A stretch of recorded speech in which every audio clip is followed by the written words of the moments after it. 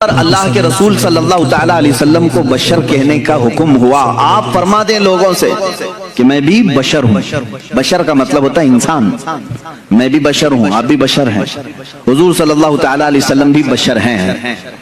لیکن اس میں کچھ لوگ دھوکہ کھا گئے، رسول کو کہنے کا حکم ہوا ہے وہ بھی بشر ہیں تو ہم بھی کہیں گے رسول ہماری طرح بشر ہیں۔ میرے عزیز، تجھے یہ پوری تفصیل سمجھنی ہوگی کہ اللہ نے کیوں فرمایا رسول کو اپنی طرح بشر، رسول کو کیوں حکم ہوا کہ آپ کہہ دیں بشر ہیں۔ وجہ یہ تھی کہ اس زمانے میں دو قومیں تو بگڑی تھیں، ایک یہودی اور دوسرے عیسائی، ان کے پاس اللہ کی کتابیں تھیں، اللہ کی کتابیں تھیں۔ یہودیوں کے پاس تورات بھی تھی، انجیل بھی تھی، عیسائیوں کے پاس انجیل تھی، نبی بھی آئے ان کے پاس۔ لیکن یہ قومیں کیسے بگڑی؟ اپنے اپنے زمانے کے نبیوں میں جب انہوں نے حیرت انگیز معجزات دیکھے تو غلو کر گئے۔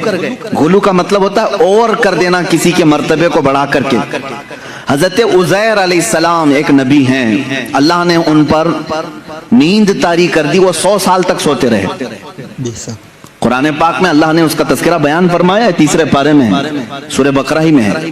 100 سال تک ایک ہی مقام پر سوتے رہے، پھر 100 سال کے بعد مولا نے دوبارہ انہیں اٹھایا اور وہ اپنی قوم کے پاس آئے۔ ان کے بچے ان سے بڑی عمر کے ہو چکے تھے، یہ غالباً 33 یا 35 سال کی عمر میں گئے تھے، واپس جب اٹھائے گئے 100 سال کے بعد تو ان کی جو عمر تھی وہی تھی، لیکن جو قوم کی عمر تھی وہ 100 سال آگے جا چکی تھی۔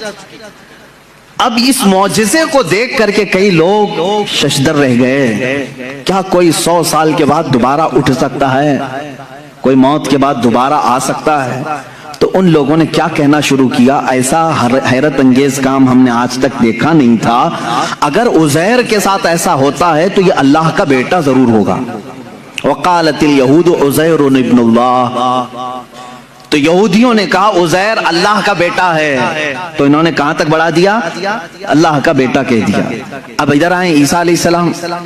عیسیٰ علیہ السلام دنیا میں وہ تنہا شخص ہیں جو بغیر باپ کے پیدا کیے گئے۔ آدم علیہ السلام کے بعد، آدم علیہ السلام کو تو اللہ تعالیٰ نے بغیر باپ بغیر ماں کے پیدا کیا، لیکن عیسیٰ علیہ السلام صرف اور صرف حضرت بی بی مریم سے پیدا کیے گئے، اور حضرت مریم کو کسی نے چھوا تک نہیں، وہ اتنی پاکیزہ تھی۔